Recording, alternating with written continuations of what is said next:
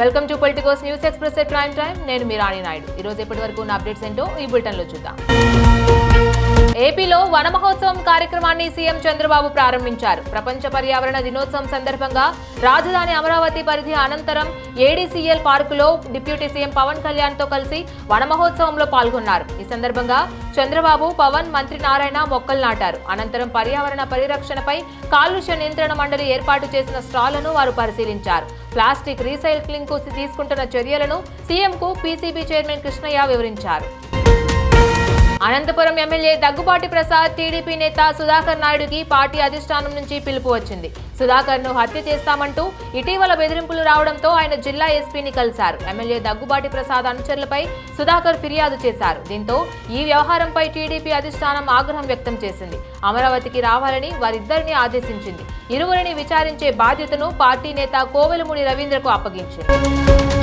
మొక్కలను నాటడంలో నిర్లక్ష్యం చేస్తే భవిష్యత్ తరాలు ఆక్సిజన్ మాస్కులు పెట్టుకునే పరిస్థితి వస్తుందని మంత్రి పొన్నం ప్రభాకర్ అన్నారు. ప్రపంచ పర్యావరణ దినోత్సవం సందర్భంగా హైదరాబాద్ లోని గోల్కొండ ఏరియా ఆసుపత్రిలో మంత్రి మొక్కలు నాటారు. కాలుష్య నియంత్రణ చేయకపోవడంతో అనేక రకాల వ్యాధులు వస్తున్నాయన్నారు. ప్రతి ఒక్కరూ కూడా మొక్కలు నాటడాన్ని సామాజిక బాధ్యతగా తీసుకోవాలని, వాటిని సంరక్షించుకోవాలని కోరారు.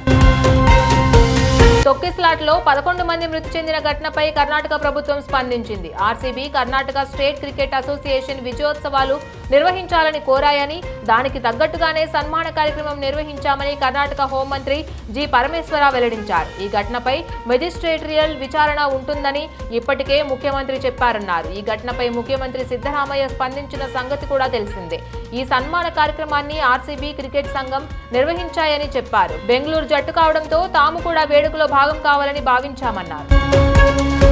బెంగళూరు చిన్నస్వామి స్టేడియం తొక్కిస్లాట ఘటనపై స్టార్ క్రికెటర్ విరాట్ కోహ్లీ భార్య అనుష్క శర్మ స్పందించారు. ఆర్సీబీ యాజమాన్యం చేసిన ప్రకటనను ఆమె ఇన్స్టాగ్రామ్ లో పోస్ట్ చేశారు. ఈ దురదృష్టకర సంఘటనల పట్ల మేము తీవ్ర ఆవేదన చెందుతున్నాం. అందరి భద్రతా శ్రేయస్సే మాకు అత్యంత ముఖ్యం. మృతుల కుటుంబాలకు ఆర్సీబీ ప్రగాఢ సానుభూతి తెలియజేస్తోంది అని ఆర్సీబీ యాజమాన్యం పేర్కొంది. దీనిని ఇన్స్టాలో పోస్ట్ చేసిన అనుష్క శర్మ బ్రోకెన్ హార్ట్ ఇమోజీలను జత చేశారు. హృదయం మొక్కలైందని ఆమె రాసుకొచ్చారు.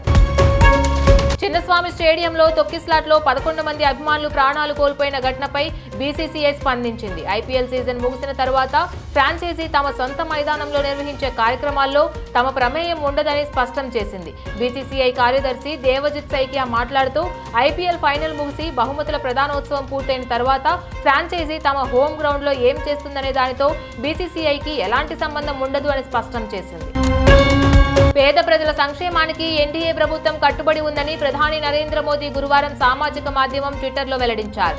ఎన్డీఏ దశాబ్ద కాలంగా సాగిన పాలనలో ప్రజలను పేదరికం నుంచి బయటపడేయడానికి, వారు స్వయం సమృద్ధి సాధించేందుకు పలు విప్లవాత్మక నిర్ణయాలు తీసుకున్నట్లు ఆయన అభివర్ణించారు. ప్రతి ఒక్కరూ కూడా గౌరవంగా జీవించడానికి వీలుగా సమ్మిళిత స్వయం సమృద్ధి భారత్ ను తయారు చేసేందుకే ఎన్డీఏ ప్రభుత్వం కట్టుబడి ఉందని ప్రధాని మోదీ పేర్కొన్నారు. ఆర్సీబీ జట్టు విజయోత్సవాల సందర్భంగా చోటు చేసుకున్న తొక్కిస్లాట ఘటనపై కర్ణాటక హైకోర్టు స్పందించింది. ఈ దుర్ఘటనను న్యాయస్థానం సుమాట్రోగా విచారణకు స్వీకరించింది.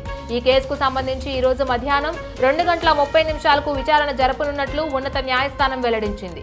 ఈ విషాద ఘటనలో 11 మంది అభిమానులు ప్రాణాలు కోల్పోగా మరో 50 మందికి పైగా తీవ్రంగా గాయపడ్డారు. గాయపడిన వారిని వెంటనే సమీపంలోని ఆసుపత్రులకు తరలించి చికిత్స అందించనున్నారు. ఈ ఘటన దేశవ్యాప్తంగా తీవ్ర దిగ్భ్రాంతిని కలిగించింది. ఉక్రెయిన్తో యుద్ధం నేపథ్యంలో ఉత్తర కొరియా నుంచి రష్యాకు తిరుగులేని మద్దతు అందింది.